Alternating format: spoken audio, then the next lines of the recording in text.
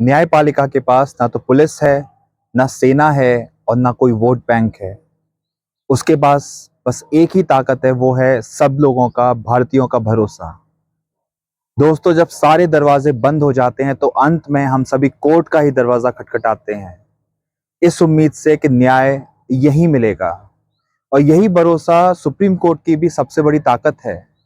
यही भरोसा उसे हिम्मत देता है कि वो सरकार के बनाए किसी भी गलत कानून पर स्टे लगा सकता है। सैकड़ों सांसदों का बनाया हुआ कानून अगर गलत हो तो जज उस कानून को पलट सकता है। बीते दिनों में सुप्रीम कोर्ट ने इलेक्टोरल बॉन्ड को खारिज किया, बिल्किस बानो के आरोपियों की रिहाई को गलत पाया और बिहार में एसआईआर मामले पर सुप्रीम कोर्ट की कड़ी नजर है। उसने इलेक्शन कमीशन को मजबूर किया कि कोई गलत वोट कटने ना पाए।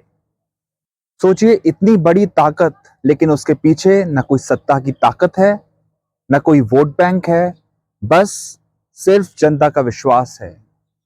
और आज उसी विश्वास पर हमला हो रहा है।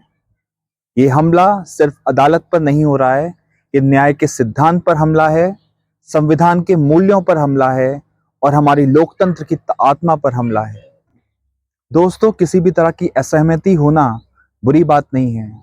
किसी भी चीज पर बहस जरूर होनी चाहिए, लेकिन कानून के सबसे बड़े अधिकारी माननीय सुप्रीम कोर्ट के मुख्य न्यायाधीश पर जूता फेंकना, सोशल मीडिया पर उन्हीं को गालियां देना, उस आरोपी को महिमा मंडित करना, ये न्याय के मंदिर का अपमान है और बेहद शर्मनाक है।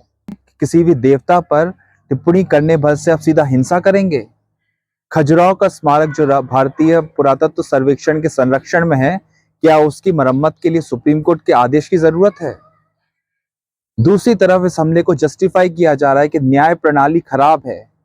दोस्तों, न्याय व्यवस्था में सुधार की बात हो सकती है और होनी भी चाहिए। कॉलेजियम के माध्यम से जजों की नियुक्ति कैसे हो सकती है, इस बात पर बहस जरूर होनी चाहिए और होती रही है और होगी भी आगे, और सुधार भी हो रहे हैं। लेकिन याद रखिए, न्याय प्रणाली में सुधार और इस तरह का असम्मान दो अलग अलग बातें हैं, इनको हम क्लब नहीं कर सकते। आलोचना और हमला दो अलग अलग चीजें हैं। दोस्तों, हमारी अदालतें हमें उम्मीद देती हैं कि गरीब से गरीब आदमी को न्याय मिले। वो भरोसा देती हैं कि चाहे सत्ता कितनी भी ताकतवर क्यों ना हो, एक गरीब आम आदमी भी सरकार के खिलाफ मुकदमा कर सकता है और जीतते भी हैं लोग। दोस्तों, सरकारें आएंगी जाएंगी, राजनीति बदलती रहेगी। आज कोई पार्टी है, कल कोई पार्टी रहेगी, लेकिन अगर आज सुप्रीम कोर्ट की साख गिरती है तो सब कुछ टूट बिखर जाएगा। संविधान तभी जिंदा रहेगा जब संविधान का पालन करती और करवाने वाली संस्थाएं जिंदा रहेंगी। हमारे छोटे छोटे प्रयास, हमारी छोटी छोटी आवाजें ही इस देश की ताकत हैं और हम ये आवाज उठाते रहेंगे।